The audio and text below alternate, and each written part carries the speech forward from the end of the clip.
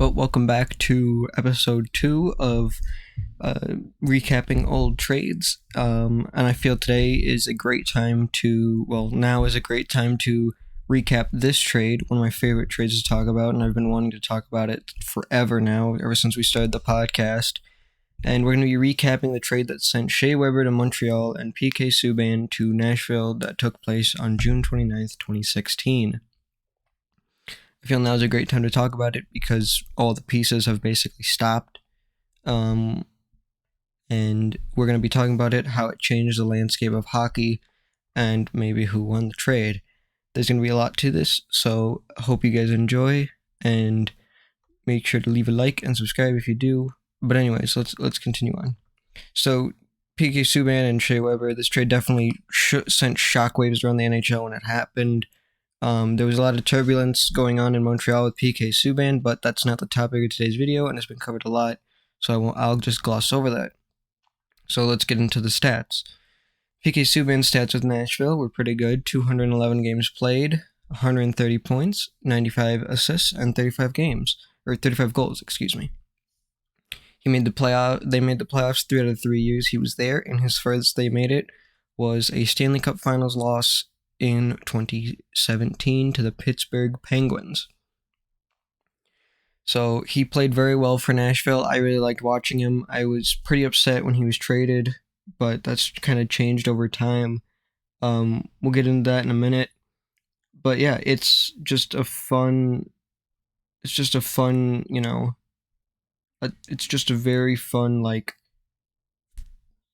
he was very fun to watch and everything, and he was very good for Nashville. And then Shea Weber in Montreal, 275 games played, 146 points with 58 goals and 88 assists. He made the playoffs 3 out of the 5 years he was in Montreal, and the furthest they made it was a Stanley Cup final loss in 2021, I believe it was, last year, where they lost to the Tampa Bay Lightning in the Stanley Cup Finals. So obviously he played more years with Montreal than Subban did with Nashville. He battled a lot of injuries in Montreal, and that led to his retirement, which we'll get into later. And obviously you can tell that Subban was more of a point producer than Shea Weber was, but they were both good. Weber was named captain, which was, probably very likely, especially after the Pacioretty trade. I think he was named captain before that. But yeah, those were his stats with Montreal. So next we'll get into this that I accidentally showed before. On June 22nd, 2019, PK Subban was sent to New Jersey for Steven Santini, Jeremy Davies, and 2 picks, one being the 2019 second rounder and another being a 2020 second rounder. I was outside doing yard work when I got this notification on my phone, and I was really confused, and I was kind of angry about it. Well, I was pretty angry about it, but that opinion's changed over time, so let's look at the trade details of this. PK Subban's stats with New Jersey weren't that good. 59 points in 189 games played. He made the playoffs none of the years, and whether you want to say that you can say that that's on him or not is up to you. I want to say that the playoffs weren't on him at all, but maybe his point production is on him. He's now a free agent, so we'll see how that goes for him. Maybe he'll, we'll see where he signs and everything. In return, Steven Santini was bought out on October 7th, 2020, and he was signed by St. Louis 3 days later on October 10th, 2020. Now, Steven Santini was not as big of a victim as other players have been when it comes to the fact that Nashville's defensive core is so good, it's hard to make a dent there. He played 2 games for Nashville. He didn't record any points. He had a plus-minus of +1, and in 2 penalty minutes. He didn't really make any impact, and so he was bought out. He's now with St. Louis, but Jeremy Davies, in my opinion, was a bigger victim of Nashville's defensive core just being too good. I really liked him on Nashville. I thought he could have been a solid option. He definitely had some solid games when he played for us this past season and the season prior. He became a free agent at the end of this year, and he was signed by Buffalo on July 13th, 2022. And the picks turned into, with the 2019 second rounder pick Nashville got from New Jersey, they would send it to Philadelphia for Arizona's second rounder and New Jersey's third rounder. Philadelphia would draft Bobby Brink, 34th overall, and Nashville would select Igor Afanasyev and Alexander Campbell, 65th overall. I really like Igor Afanasyev. I think he's going to be a big mainstay in Nashville's lineup in the future. I really like this trade for Nashville. We'll see what Campbell can do. But yeah, Igor Afanasyev is definitely a good big pickup for Nashville. Eventually, that they would take on October 7th, 2020, Nashville would trade Nick Bonino, the 2020 second round pick that they got from New Jersey, and Minnesota's 2020 third round pick in exchange for Luke Kunin and a Minnesota fourth round pick. Minnesota would draft Marat Konstantinov, 37th overall, and Nashville would draft Adam Wilsby, 101st overall. Nick Bonino would play one season in Minnesota before going to San Jose in free agency.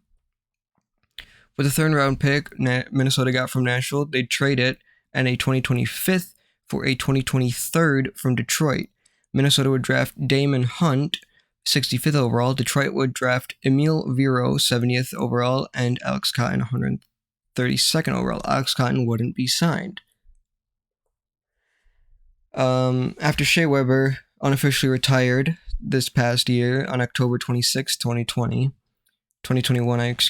he would be traded to Vegas for Evgeny Dadonov on June 16th, 2022. He'll be kept on LTIR for the rest of his contract and will provide cap relief for Vegas, which they so desperately need.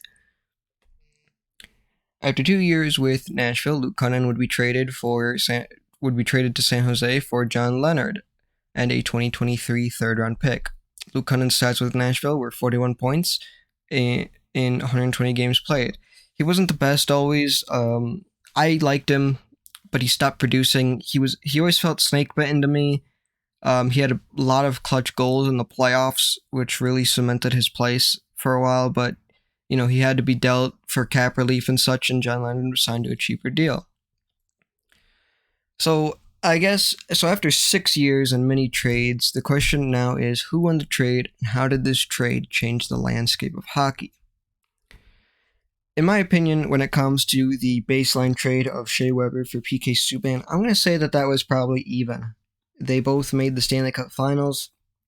Obviously, it took Weber more years in Montreal to do it, but I would say that this trade was more than likely even for those teams. The biggest loser in all of these trades is probably New Jersey. Nashville's cap space that they freed up would eventually allow them to sign,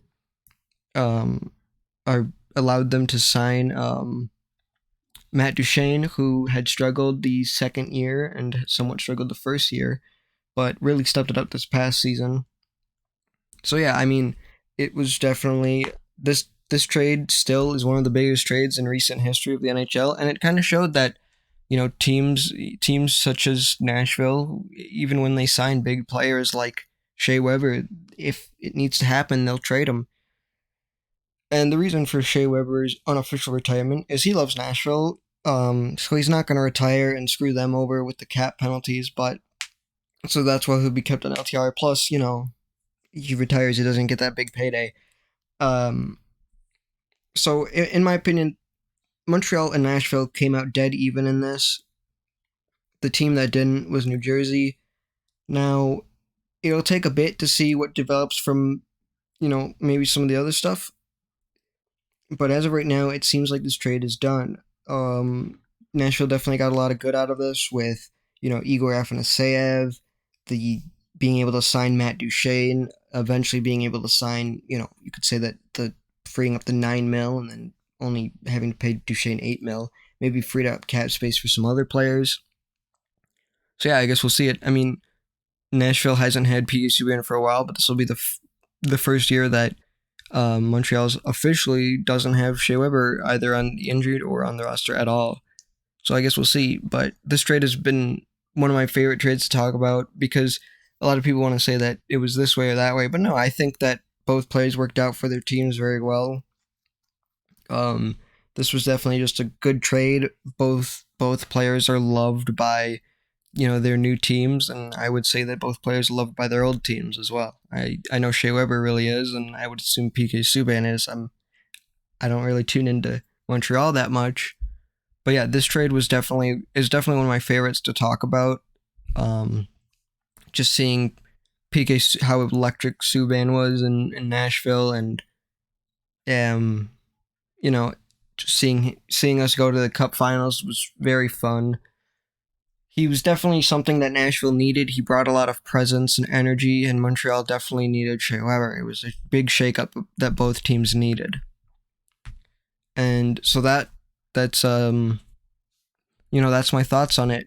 If you guys have any thoughts, leave it in the comments. Let me know what you think. If you enjoyed the video, leave a like. If you didn't enjoy the video, leave a dislike. And let me know what you think about this trade, who you think won personally, what you think about the other details of this whole trade scenario, and what you would have done differently had you been the GMs of the teams. Let me know what you might think for future trade recap videos, and have a wonderful day.